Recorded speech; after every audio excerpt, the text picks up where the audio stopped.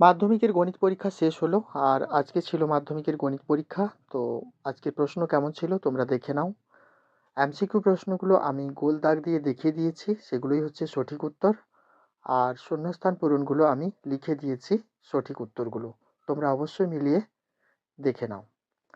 আর সত্য মিথ্যা যেগুলো ছিল সেগুলো আমি পাশে লিখে দিয়েছি, তোমরা একটু দেখে নিতে পারো, অ্যান্সারগুলো মিলিয়ে নিতে পারো।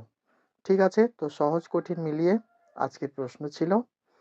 বাকি প্রশ্নগুলোও দেখলাম, সমাধানটা একটু অন্যরকম ছিল এবং ২ নম্বরের প্রশ্নগুলো মোটামুটি ঠিকই ছিল। ৩ নম্বরের ওই ক্রমিক সমানুপাতি থেকে যেটা আসে সেটাও মোটামুটি ঠিকই ছিল। রাশি তথ্য বা সংখ্যাগুরু মান বের করা আর গড় বের করা দিয়েছে, অজাই অঙ্কন দিয়েছে, ওগুলো মোটামুটি ঠিকই ছিল।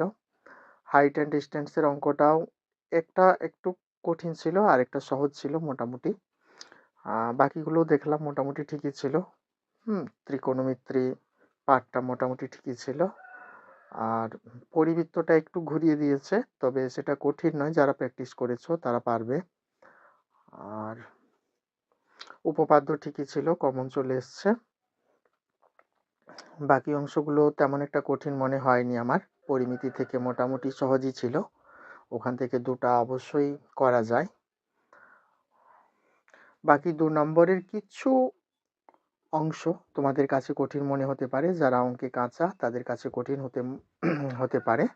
বাকিদের কাছে কঠিন মনে হওয়ার কোনো কারণই নেই, সেগুলো তোমরা পারবে, যারা আগের থেকে প্র্যাকটিস করেছো তাদের তো কোনো কথাই নেই, সবই অ্যান্সার দিতে তোমরা পারবে।